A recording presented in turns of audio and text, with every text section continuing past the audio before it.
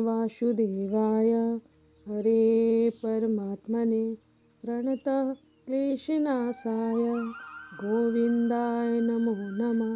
कृष्णाय वासुदेवाय हरे परमात्मने प्रणतः क्लेशनाशाय गोविन्दाय नमो नमः। राधे राधे।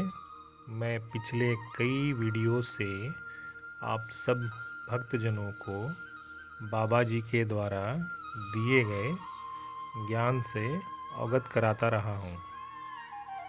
आज इसी कड़ी में अगला वीडियो प्रस्तुत कर रहा हूँ। अगर आपको यह वीडियो अच्छा लगे तो चैनल को बेल आइकन पर ऑल दबाकर सब्सक्राइब करना ना भूलें। धन्यवाद। राधे राधे।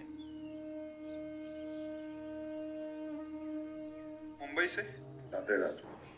राधे राधे। श्री हरिवंश महाराष्ट्री। महाराष्ट्री, हमारी एक संस्था है जो जरूरतमंदों को अनाज देते हैं, पर कुछ लोग हमें बोलते हैं कि आप इससे उनको कमजोर कर रहे हैं, इससे वो कुछ नहीं करेंगे। अतः आपसे प्रार्थना है कि आप हमारा मार्गदर्शन करें कि हम इस सेवा को कैसे सुचारू रूप से करें। ऐसे लोगों की बातें नहीं सुनते हैं, ये बहिर्मुख लोग होते हैं।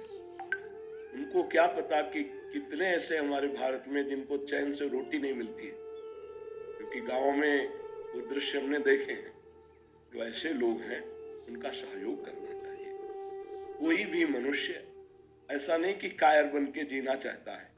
कई परिस्थितियां ऐसी होती हैं जिससे मेहनत करने पर भी वो अपने परिवार को सम्यक सुख सुविधाएं नहीं दे पाते, और यदि हम 4 लोग मिलकर के उनको सहयोग कर देते हैं, ये बहुत बड़ा सुकृत बन जाता है।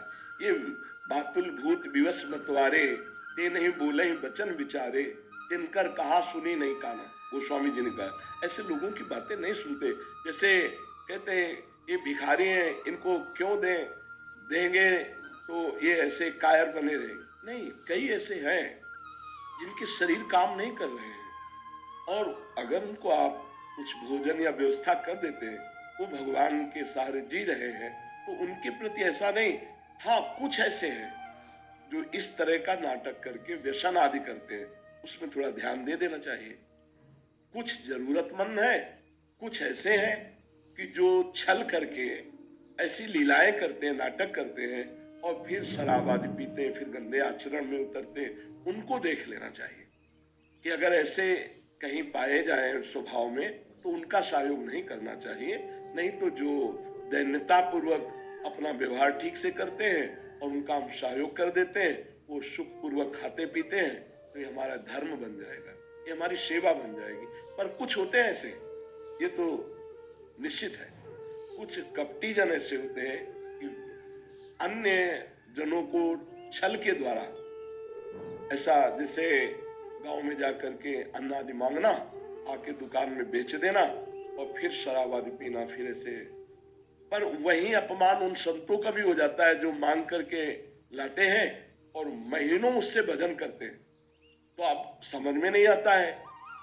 तो छल कपट तो साथ ही चलता है, बाया है। तो भगवान से प्रार्थना करें कि मुझे ऐसे लोगों की सेवा मिले जो वास्तविक सेवा हमें देने योग्य है। क्योंकि हम कैसे पहचान करें, वो भी झोली और वो भी झोली लिए, एक अपनी झोली से मांग के लाता है, 1 महीने भजन करता है उसी अन्न से, वो एक आता है वो बेच देता है, उसकी शराब पीता है। तो वो तो गलत आचरण में गया और वो भजन में गया। अब इसका भेद समझ पाना थोड़ा कठिन होता है।